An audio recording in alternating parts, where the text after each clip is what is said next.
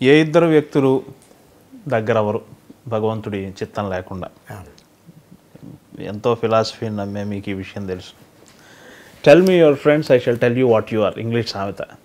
మీ friends ఎవరో చెప్తే మీరేంటో చెప్పేయచ్చు. మీ ఫ్రెండ్ పవన్ కళ్యాణ్, ఆయన సామాజికవేత్త, విపరీతమైన కన్సర్న్ ఉన్న వ్యక్తి. మీ స్నేహం గురించి ఇందాక నేను అడిగాను, కానీ మధ్యలో నేను వేరే ఇంటరప్ట్ అయ్యి చేశాను. అంటే నేను లెట్ మీ కంప్లీట్. నేను అడిగేది ఏంటంటే, మీ స్నేహం సినిమాలకే పరిమితమా? ఆయనకి సమాజం పట్ల ఉన్న కన్సర్న్, ఆయన చాలా ఆవేదన చెందుతాడు కదా, చాలా నాలెడ్జ్ ఉన్న వ్యక్తి కదా, వాటన్నిటిలో కూడా పాల్పంచుకుంటారా మీరు? అంటే నేను ఫస్ట్ కలిసింది చిరంజీవి గారు ముగ్గురు మనగాళ్ళు అనే సినిమా, నాగబాబు గారు ప్రొడ్యూసర్, రాఘేంద్ర డైరెక్షన్. ఆ సినిమాలో ఒక పెద్ద చిరంజీవి గారికి ఫైటు, వర్షంలో హెవీ ఫైటు. ఆయన 3 రోజులు చేస్తూనే ఉన్నాడు. ఆయనకి జలుబు పట్టేసింది, మా ముక్కులో నుంచి కారిపోతుంది. వేడి నీళ్ళు కాపడం పెట్టుకుంటాడు. పెట్టుకున్న టైంలో నేను ఫోన్ చేస్తే అప్పుడు ల్యాండ్ లైన్ ఉండే, సెల్ ఫోన్ లేవు. అరే నేను ఇంట్లో ఉంటాను రా, ఈవినింగ్ వరా, వచ్చే 5 గంటలకి ఇంట్లో ఉంటాను, ఒక 6:30, 7కి రా.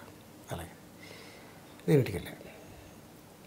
కింద ఈ క్యాండిడేట్ పవన్ కళ్యాణ్ అనే వ్యక్తి కింద కూర్చొని, రండి అన్నయ్య చెప్పారు మీరు వస్తున్నారని, కాఫీ టీ ఏదైనా మీరు ఏదైనా పర్లేదు, ఓకే కూర్చోండి. నేను వెళ్ళి ఆయన తీసుకొచ్చాడు కాఫీ తాగి. ఏం చేస్తున్నారు ఇప్పుడు? నేను అదే స్టడీస్ అయిపోయినాయి, మాస్టర్ ఆర్ట్స్ చూడాలి నెక్స్ట్ వాట్, ఏం ప్లానింగ్ లేదు. హలో అని సౌండ్ వచ్చింది పైనుంచి. అప్పుడు మెగాస్టార్ అసలు అన్నయ్య వస్తున్నాను పైకి వెళ్ళి కూర్చున్నాం. అలాగా 2-3 సార్లు కలవటం జరిగింది. వన్ ఫైన్ డే ఆయన I want to become actor అని అన్నయ్యకి చెప్పడం, వదిన గారు సపోర్ట్ తోటి అక్కడ అమ్మాయి ఇక్కడ అబ్బాయి గీతా ఆర్ట్స్లో స్టార్ట్ చేయటం. తర్వాత నేను దాంట్లో యాక్ట్ చేయాల. గోకులంలో సీత, అది సెకండ్ మూవీ అనుకుంటా. Second movie. తర్వాత సుస్వాగతం, అది అయిపోయింది. తర్వాత తొలి ప్రేమకి బాగా దగ్గరే, నెంబర్ ఆఫ్ డేస్ షూటింగ్, ఇద్దరం ఒరే అని ఫ్రెండ్స్. ఆ సినిమాలో రే బాలు అంటే నా పేరు, వేణుమాధవ్, నేను అందరం కలిసి ఉన్నాం. అలాగా ఒక 1.5 మంత్ బీహెచ్ఎల్లో షూటింగు. మాతో పాటు నాగేష్ గారు, సీనియర్ ఆర్టిస్ట్, తమిళ ఆర్టిస్ట్, ఆయనతోటి చిన్న కూర్చొని చిట్ చాట్, ఆయన అప్పట్లో విషయాలు నేను చెప్పడం, నేను మాట్లాడటం. ఈడు కూడా మామూలుడే కాదు, ఈడు తక్కువ, ఈడు ఆయన చెప్పడం నాగేష్ గారు. అలాగా బాగా దగ్గర అవటం. తర్వాత నెంబర్ ఆఫ్ మూవీస్ చేయటం ఇద్దరం కలిసి. తర్వాత ఇంకా అక్కడి నుంచి ఖుషి, బద్రి, తమ్ముడు, జానీ, గుడుంబ శంకర్, ఇలా ఎన్నో సినిమాలు, దాదాపు 24 సినిమాలు చేసాం, 23 సినిమాలు చేసాం. 23 సినిమాల్లో కలిసిమెలిసి ఎక్కడో అంటే మేము కరెక్ట్ అయింది. నాగబాబు గారు చెప్తుంటారు, అదే కళ్యాణ్ అలీ చాలా సినిమాలో కామెడీ తప్ప ఇంట్లో పెద్ద రైటరా, చాలా సీరియస్గా ఉంటాడు, మొత్తం ఫ్యామిలీ అంతా తనే చూస్తుంటాడు, చాలా మంచోడురా, తన పని తను చేసుకుని వెళ్తాడు అని చెప్పడం నా గురించి. అవన్నీ ఆయన వింటాం. అంటే ఒకడు లేనప్పుడు వాడి గురించి మంచిగా చెప్తున్నారంటే హీస్ గుడ్ పర్సన్, కరెక్ట్ అనేది ఆయన మైండ్లో పడింది.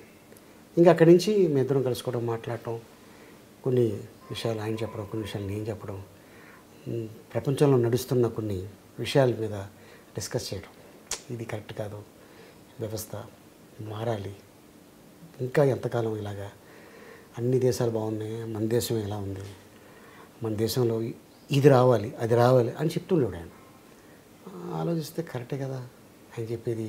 అరే పాయింట్ ఉంది దీంట్లో మ్యాటర్ ఉందే, విషయం ఉందే, ఇతను ఏంటి యాక్టరా పొలిటీషియనా అనేది ఒకనొక టైంలో నాకు అనిపించింది.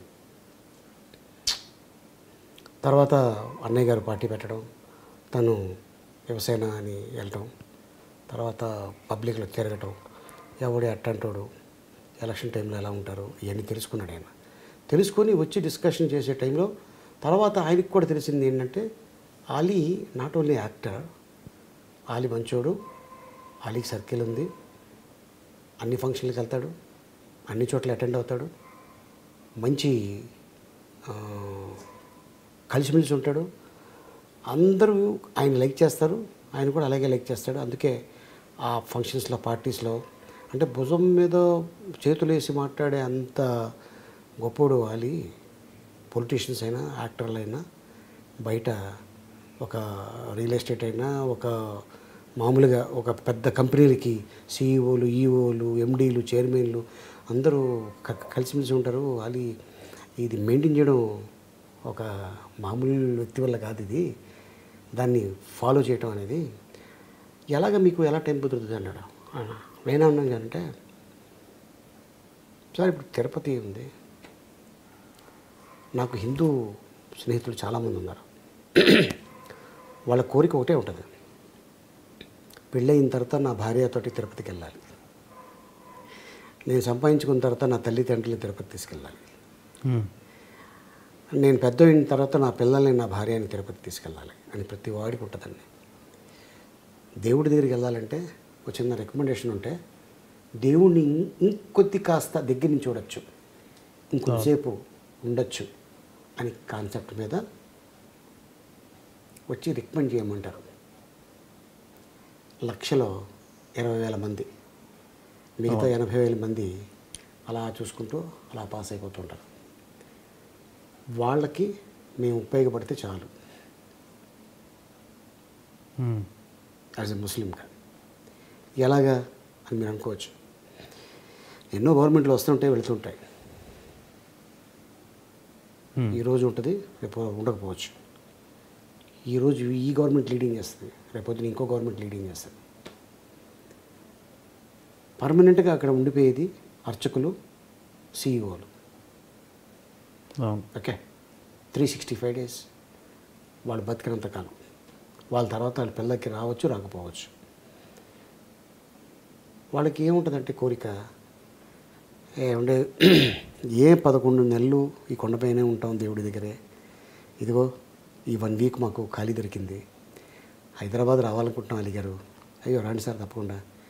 ఏం లేదు, అదే కొంచెం మీ కారు, అయ్యో తప్పకుండా సార్, ఒక చిన్న పార్టీ ఏదైనా హోటల్ కానీ మీకు తెలిసింది, అలాగేనండి, షూటింగ్కి సరదాగా వస్తాం రండి. వాళ్ళకి ఒక టిఫిన్, మంచి వెజిటేరియన్ ఫుడ్ పెట్టి ఆ షూటింగ్ చూపించి, అక్కడ ఏమన్నా పెద్ద గెస్ట్ ఉంటే వాళ్ళతో ఫోటో తీయించి మళ్ళీ కారు ఎక్కించి పంపించేస్తాం. ఇంతే నేను చేసేది. మనకేమి వజ్రాలు, వైడూర్యాలు, బంగారాలు, ప్లాటినంలు, డబ్బులు, మన ప్రాపర్టీలు ఏం అడుగుతలేదు, ఇదే అడుగుతున్నారు. వాళ్ళు అక్కడ కింగులు, ఈ ఇండస్ట్రీలో మేము కింగులు. ఓహో. ఓకే, మీరు అక్కడికి వెళ్ళి నేను తోపునంటే దేవుడి దగ్గర అందరు తోపులే, పక్క జరుగు అంటాడు. అవును, అది ఎంత అవమానం అది. నేను చూసా. సో నాకు అలాంటిది అయ్యా ఏం లేదు, నాకు చిన్నప్పుడు ఫ్రెండు లేదా నాకు బాగా తెలిసినోడు ఇలా ఫ్యామిలీతో వస్తున్నాడు, కొంచెం స్వామి దగ్గర ఒక 2 minutes హరిగారి తాలూకా మీరు రండి, చూసుకోండి, బాగా చూసుకోండి స్వామి అని, కొంచెం అది చాలు కదండి. అంతే అంతే అంతే అంతే, అదే అదే కోరుకుంటారు అంతే. సో అట్టగా. సో నేనేమంటున్నానంటే